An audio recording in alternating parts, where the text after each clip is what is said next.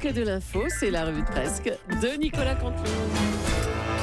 Et ce matin, c'est notre ami Guillaume Durand qu'on va retrouver. Bonjour Guillaume. Et bonjour ma Julie, mon Thomas, ma Natacha, ma Caro. Oui, je suis possessif ce matin. Mon Lolo, mon Jean-Marc, mes auditeurs. Dites donc, est-ce que vous avez entendu les dernières déclarations du président de la République? Bah non.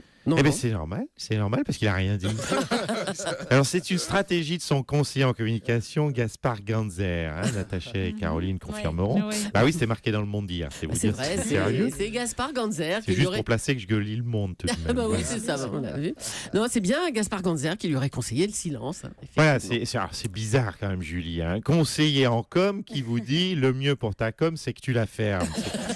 Mais ça met pas en confiance. Alors, selon Gaspard Ganzer, le silence permet d'éviter les impairs. C'est pas faux.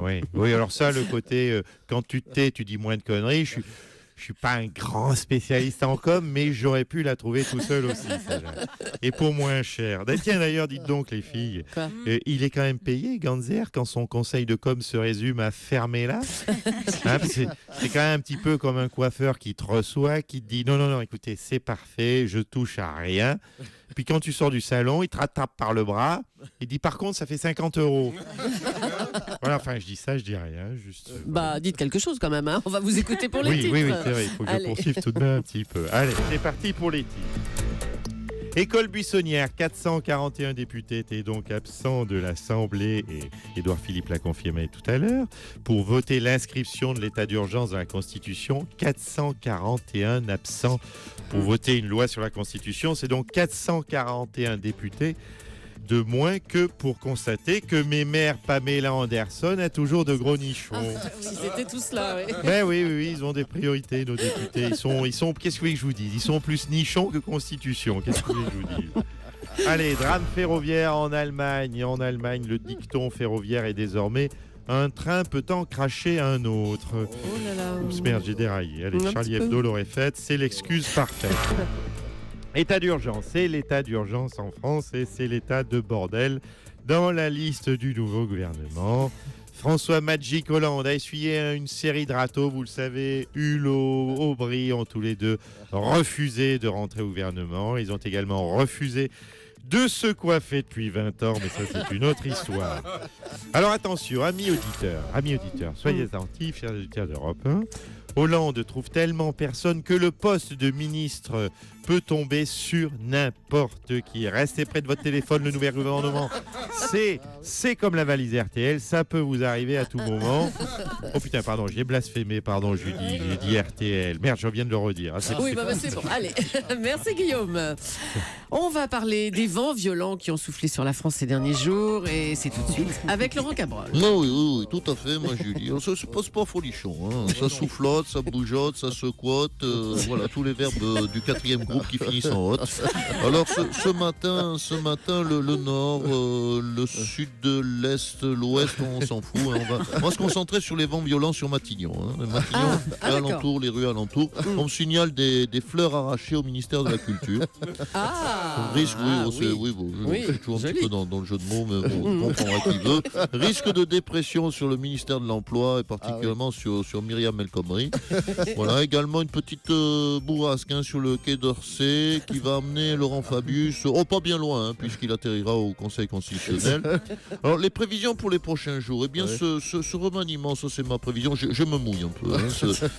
Ce remaniement va intéresser les Français un petit peu jeudi, un petit peu moins vendredi, un petit peu moins samedi, et je pense que les Français n'auraient plus rien à foutre dès le congé fin de semaine, car c'est vrai que ça va absolument rien changer à leur quotidien. Je crois que pour une fois j'ai pas mal résumé la situation. On vous dit bravo, Laurent. Je suis à peu près sûr de ne pas me tromper. Bravo, Laurent Cabrol.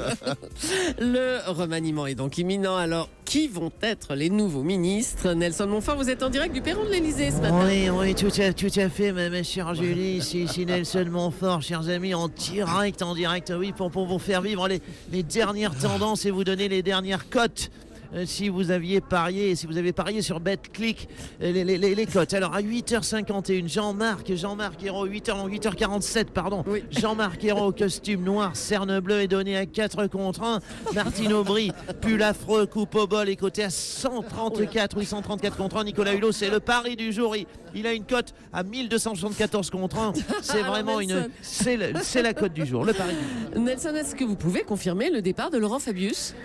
Écoutez, à l'heure qu'il est, en tout cas, les parieurs misent sur un départ de Laurent Fabius, costume gris, crâne lisse à 3 contre 1, mais on ne sait toujours pas encore comment il va partir, en voiture comme Sylvia Pinel, à vélo comme Christiane Taubira, ou à poil, une main devant, une main derrière comme Jérôme Cahuzac. On ne sait pas encore. À vous, Julie, je vous rappelle, dès qu'il ne se passe rien, je vous appelle. Bon, alors on se dit à tout à l'heure, hein, Nelson. L'écologiste Emmanuelle Causse est pressentie pour être ministre de l'écologie. Elle est avec nous ce matin. Bonjour Emmanuelle Causse. Oui, bonjour à tous et puis merci de m'avoir invité. Attendez, vous n'êtes pas Emmanuelle Causse, vous êtes Jean-Vincent Placé. Mais... Oui, bien sûr. Énorme. Oui, je suis au courant que je suis Jean-Vincent Placé. Malheureusement, non, mais s'il vous plaît. Malheureusement, Emmanuelle Causse, Emmanuelle a trébuché dans les escaliers. Elle s'est cognée malencontreusement contre un instincteur. C'est pas de chance puisqu'elle tenait à faire cette interview elle-même, donc je lui souhaite bien sûr, à titre personnel, bien sûr, un prompt rétablissement, bien sûr. C'est ça, Jean-Vincent Placé, on dirait que ça vous intéresse le poste de ministre de l'écologie. Oh bah écoutez, non, pourquoi dites-vous ça ? Non, je n'y avais pas pensé, mais non. C'est vrai, maintenant que vous m'en reparlez, c'est vrai qu'une nomination de ma personne comme ministre de l'écologie, c'est vrai que c'est cohérent, ça se tient, c'est pas complètement idiot. Écoutez, je ne ferme aucune porte, pourquoi pas ? Mais par contre, avec l'étude de votre passé par la Haute Autorité pour la transparence de la vie politique, ça va peut-être poser un problème. Hein. Vous n'avez pas eu un petit souci avec des amendes, vous ? Ah oui, non, mais cette affaire d'amende, oui, non, écoutez, je crois que c'est très vieux, il y a prescription à ce niveau-là, il y a pas de... Peut-être, mais elles ont existé, ces amendes. Non, mais cette histoire d'amende est ancienne, ce n'est pas un frein, on va pas non plus... Bon, tu vas arrêter de me faire tirer pour 3 amendes, hein. Voilà, je te fais comme à Emmanuel Cotte, hein, un coup d'injecteur dans ta gueule, et puis on n'en parle plus de Julie Leclerc, hein. Bon, excusez-moi Julie, je me permets de vous interrompre, pardon à Jean-Vincent Placé, mais ici à l'Elysée on a de nouvelles rumeurs concernant le remaniement.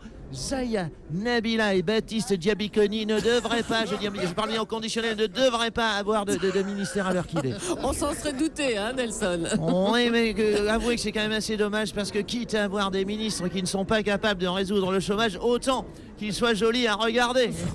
Et là, on reste quand même avec Marie-Lise de Branchu et Michel Sapin pour les résultats que l'on connaît. À vous Julie, je reste sur le coup. Dès qu'il ne se passe rien, je vous appelle. Allez, à tout à l'heure peut-être. François Hollande va donc nommer aujourd'hui Laurent Fabius président du Conseil constitutionnel. Laurent Fabius, vous intégrez le Conseil constitutionnel dès demain alors, c'est ça ?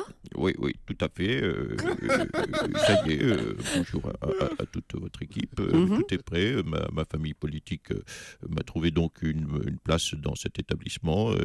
François Hollande m'a fait ma petite valise. J'ai un pyjama propre, une brosse à dents, le livre de Christiane Taubira et le programme du constitutionnel en main. Le programme, quel programme du Conseil constitutionnel ? Écoutez, je peux vous le livrer. Donc, à 11h, motus de Thierry Beccaro dans la salle de télévision. Midi, une soupe dans le réfectoire. 14h, sieste. 16h, club de bridge. C'est intéressant, le bridge. C'est vrai que c'est pour l'esprit. La vivacité d'esprit s'entretient. 18h10, question pour un champion. 19h, resoupe. 20h, brossage de dentier. Et puis dodo pour Lolo et pour tous mes camarades. Voilà, puis une fois par semaine, mon fils Thomas peut me visiter au conseil. Et puis, en revanche, une fois par mois, je pourrais aussi visiter Thomas en prison. Non, tout ça, la mère m'a l'air bien carré, bien organisé, c'est parfait. Eh bien, tous nos voeux de bonheur, monsieur Fabius. Cyril Hanouna est caricaturé à la une de Charlie Hebdo. On en parlait dans la revue de presse tout à l'heure. Notre ami Cyril est représenté en moustique, aspirant le cerveau des téléspectateurs. Avec ce titre, Hanouna, le virus qui rend con. Le virus qui rend con.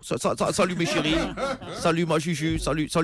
Mon Jean-Marc, ma petite beauté, mon petit lapin, mon petit canard, mon petit trésor. Qu'est-ce que vous voulez que je vous dise ? Je sais pas quoi dire. C'est la gloire, la une de Charlie Hebdo, rien pour moi.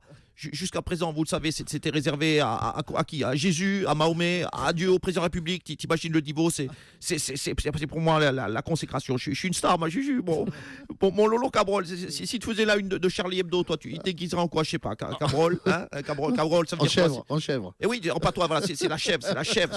Oui, mais toi, à la base, quand même, t'es un rappeur à la base. Ah oui. Tu devrais bien en bouquetin cendré rappeur.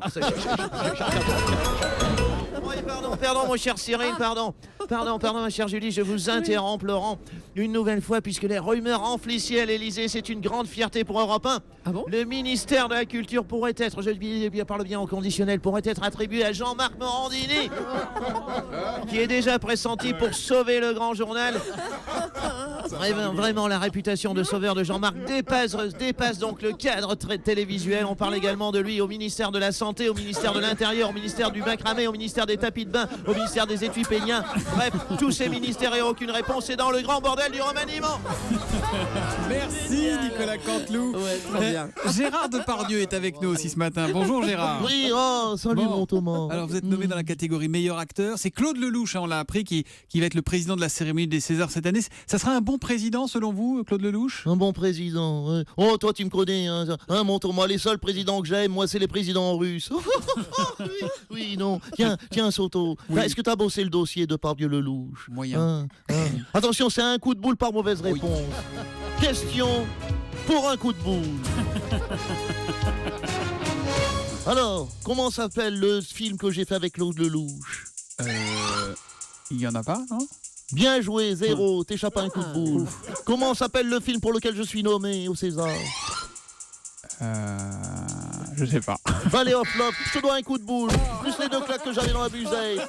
Oh, je te les dois, quand je te croise, tu penses à m'y faire penser. Avec plaisir, mon cher Gérard. Merci et Ça bravo va être bon. à Nicolas Canteloup, qu'on retrouve demain à 8h40 en direct sur Europe 1 pour la revue de presse. Et à 8h50 tout à l'heure dans Europe Midi avec Jean-Michel Apathy et Maxime Switek.